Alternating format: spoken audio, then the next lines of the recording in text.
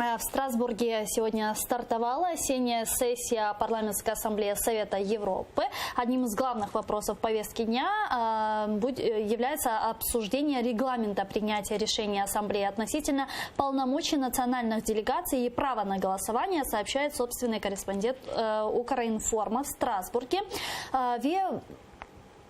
Парламент ассамблеясының бүгін сессиясы енді башланды. Ве ең мұйым бойлы суалерден бірі Русияның бұл сессияға қайта білежегі имканлары. Сіздің түшінжеңізге көре бұл керчектен ола білемі? Русия пасыге қайта білемі?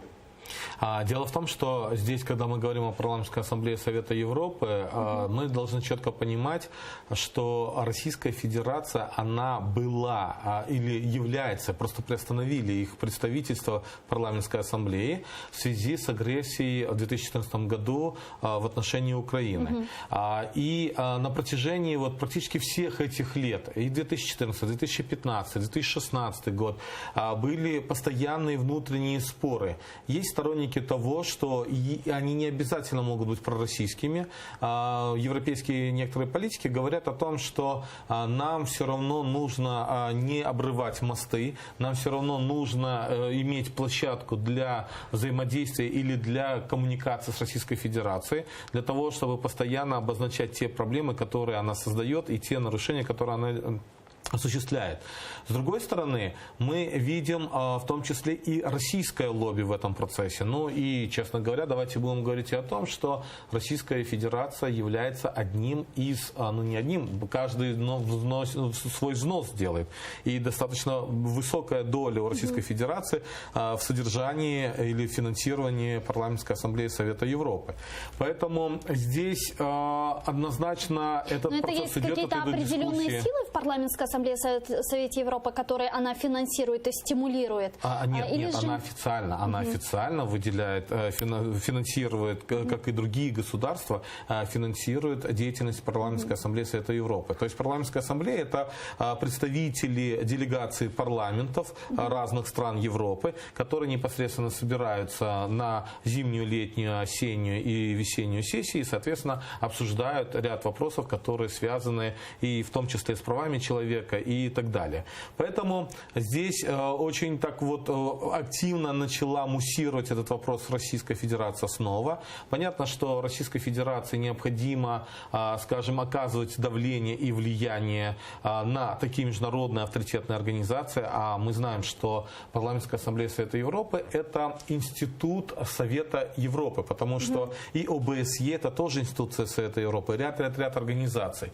Поэтому парламентская, особенно Кабинет министров Совета Европы, когда принимает решение, это решение обязано к исполнению. Поэтому здесь, я считаю, что адекватная реакция, конечно, Украины, в том плане, что если пойдут на то, чтобы все-таки восстановить представительство Российской Федерации в Парламентской ассамблее Совета Европы, то Украина будет бойкотировать или, соответственно, сделала заявление. Для начала, как вы думаете, насколько это реально?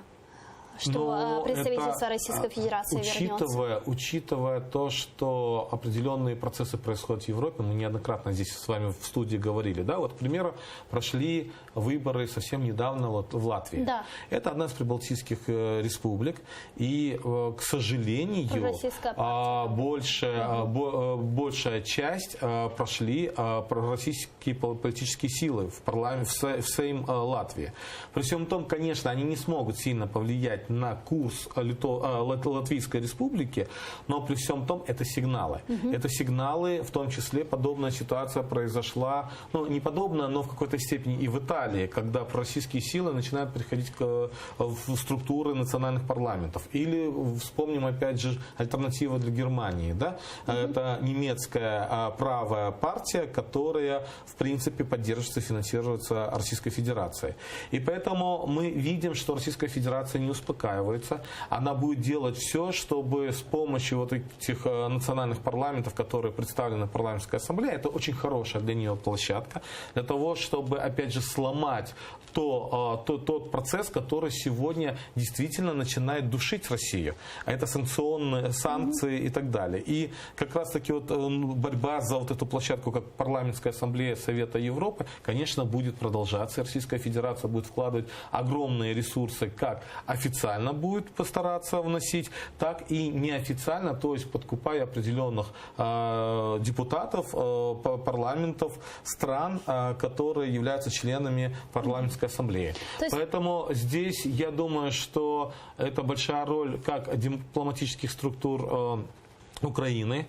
Очень важно, чтобы те страны Запада, которые имеют жесткую позицию в отношении Российской Федерации, такие как Великобритания, такие как Соединенные Штаты Америки и Канада, поэтому мы должны делать все. И с другой стороны, это правозащитные организации, в том числе и Меджлис крымско-татарского народа, и общественные организации, которые работают на международном уровне, мы должны сегодня усиливать или продолжать работу, чтобы хотя бы удержать тот